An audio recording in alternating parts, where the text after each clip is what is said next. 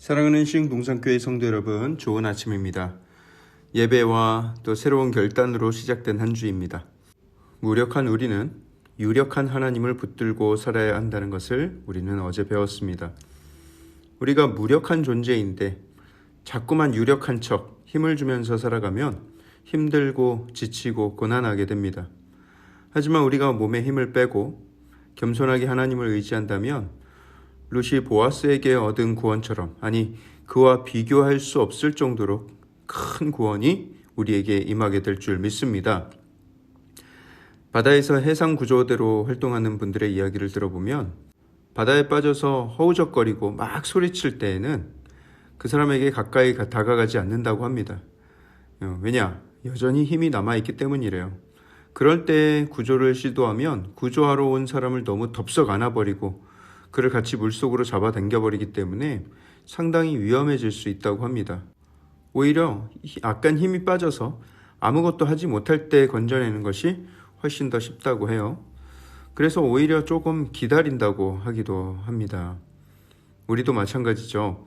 우리의 힘이 남아있는 상태, 여력이 있는 상태에서는 여전히 내 고집, 내 뜻이 강해서 도움을 받기가 어렵습니다.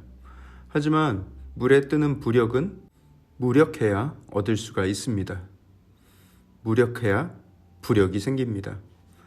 그 원리를 깨달아서 하나님 앞에 완전히 무력하고 겸손하게 나아간다면 하나님께서 그 유력한 팔로 우리를 강하게 안아주실 줄 믿습니다.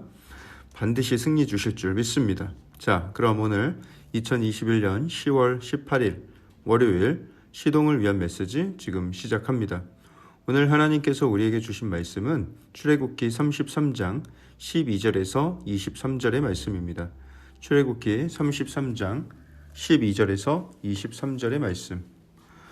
시내산에서 모세가 없을 때 아론을 비롯한 이스라엘 백성들은 금붙이를 모아다가 금송아지 우상을 만들고 그 앞에서 절하고 춤추고 광란의 파티를 벌였습니다. 하나님이 그들에게 베풀어 주신 그 모든 은혜를 다 저버리고 눈에 자기들을 이끌어줄 지도자가 보이지 않으니까 불안했는지 눈에 보이는 새로운 신이 필요하다고 판단을 했던 것이죠. 하나님께서는 단단히 화가 나셔서 그들을 진멸해버리겠다. 그리고 모세를 통해서 새로운 나라를 이루겠다 말씀을 하셨습니다. 그때 모세가 눈물로 하나님께 탄원하면서 말하죠. 하나님, 지금까지 이 백성들을 그렇게 많은 은혜로 인도해 오셨는데 이제 와서 이렇게 진노를 하시면 어떡합니까? 다른 민족들이 보면 하나님이 우리 민족을 이끌어내서 광야에서 산에서 그렇게 죽이기 위해서 이끌어냈다고 하지 않겠습니까? 하나님, 진노를 멈추십시오. 탄원하였고 그리고 하나님께서는 그 진노를 멈추셨습니다. 모세의 그런 간구와 기도에 응답을 해주신 것이죠. 그렇지만 하나님께서는 심판을 내리시지 않았을 뿐이지 여전히 그들에게 단단히 화가 나 계십니다. 그리고 모세에게는 가라 명령하시면서 하나님 당신은 같이 따라가지 않겠다 이렇게 말씀을 하세요. 근데 오늘 본문에서 모세는 하나님을 또 설득하고 또 설득합니다. 오늘 본문 12절부터 보시면 모세가 여호와께 아뢰되 보시옵소서 주께서 내게 이 백성을 인도하여 올라가라 하시면서 나와 함께 보낼 자를 내게 지시하지 아니하시나이다. 주께서 전에 말씀하시기를 나는 이름으로도 너를 알고 너도 내 앞에 은총을 입었다 하셨사온즉 내가 참으로 주의 목전에 은총을 입었사오면 원하건대 주의 길을 내게 보이사 내게 주를 알리시고 나로 주의 목전에 은총을 입게 하시며 이 족속을 주의 백성으로 여기소서. 이렇게 설득을 하는 거예요.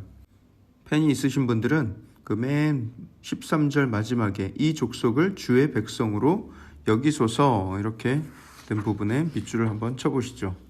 왜냐하면 32장에서 하나님이 너무나도 화가 나셔서 이제 나의 백성이라고 안 하시고 32장 7절을 보시면 모세 너의 백성이라고 말씀을 하십니다.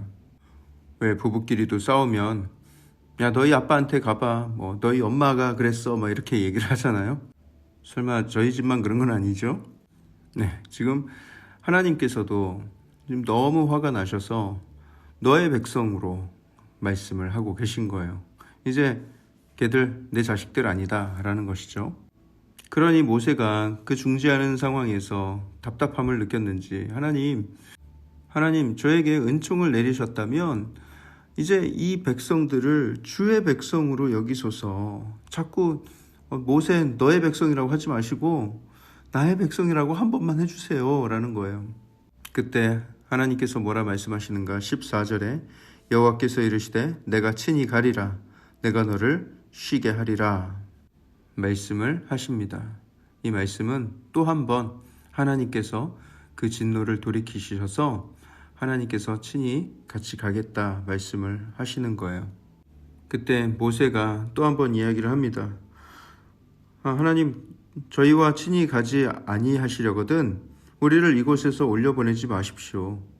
나와 주의 백성이 주의 목전에서 은총 입은 줄을 우리가 무엇으로 알 수 있겠습니까? 주께서 우리와 함께 행하심으로 나와 주의 백성을 천하 만민 중에 구별하심이 아니니까 하면서 하나님을 다시 졸라댑니다. 왜냐하면 모세는 알고 있었던 거예요. 하나님 없이는 그 광야를 통과하는 일이며 가나안 땅에 입성하는 일이며 그 모든 일들이 다 불가능하다는 것을 모세는 알고 있었기 때문입니다. 하나님이 이루실 나라에는 반드시 하나님이 계셔야만 의미가 있다는 것이죠. 그렇죠. 예수님이 함께 하시지 않는 크리스찬 가정이 있겠습니까? 예수님이 함께 하시지 않는 교회가 무슨 의미가 있겠습니까?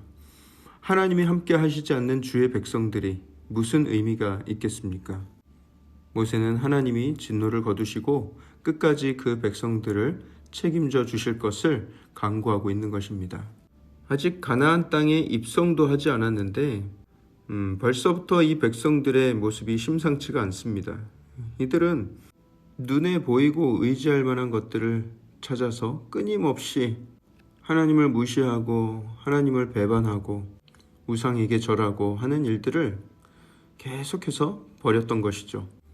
이번 일을 통하여서 레위인이 3,000명이나 죽임을 당하는 그런 큰 형벌이 있었지만 그럼에도 불구하고 이들은 깨닫지 못하고 가나안 땅에 들어가서조차도 계속해서 우상을 섬깁니다.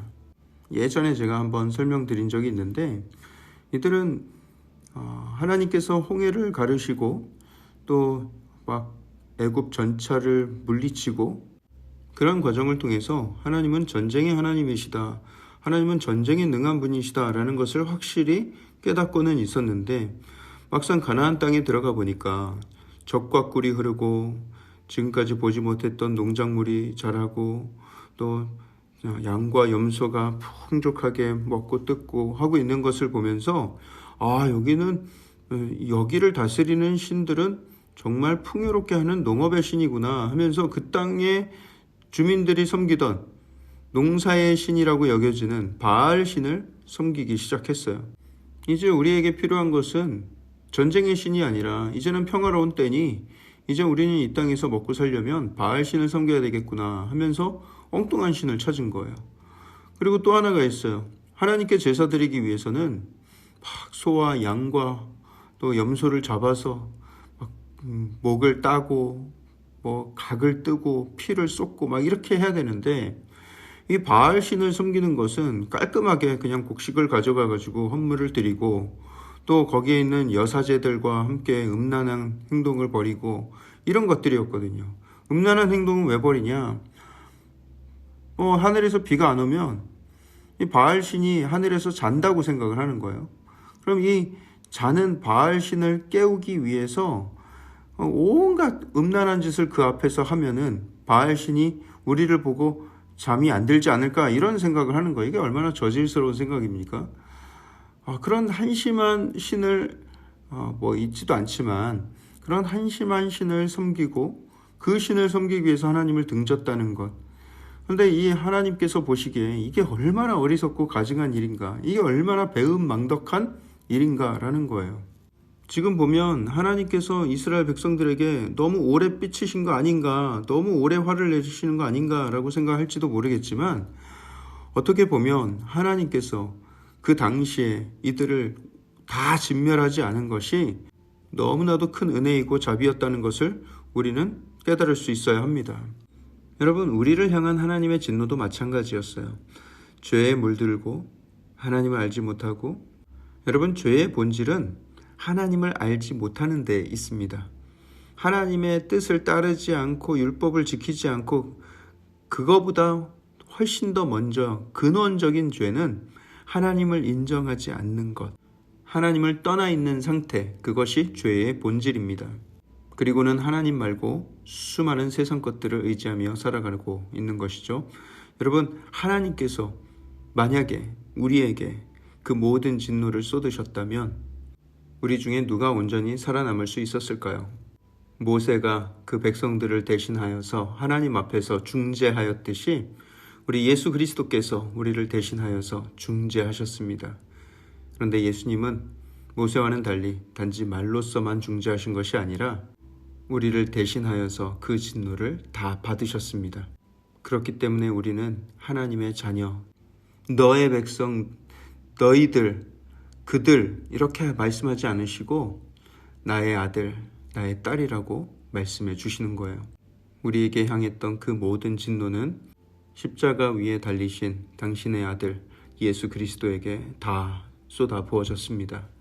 그 은혜로 인하여서 우리가 하나님 앞에 담대히 나아갈 수가 있게 된 거예요. 여러분, 이것이 얼마나 큰 은혜인지 여러분 오늘 그 은혜를 다시 한번 상기하며 하나님께 감사와 찬양을 올려드리는 복된 하루 되길 주님의 이름으로 축복합니다. 사랑의 하나님, 우리에게 그 모든 진노를 쏟지 않으시고 예수 그리스도를 우리에게 보내주셔서 그 아들이 우리의 죄를 대신하여 지게 하신 것, 아버지, 우리가 무엇으로 이 은혜를 다 생각할 수 있으며 무엇으로 어떻게 감사를 다 표현할 수 있겠습니까? 우리는 그저 하나님 앞에 겸손하게 무력하게 예배함으로 하나님 앞에 나아갑니다. 주님, 우리를 받아 주시옵소서. 이 모든 말씀을 살아계신 예수 그리스도의 이름으로 감사하며 기도합니다. 아멘.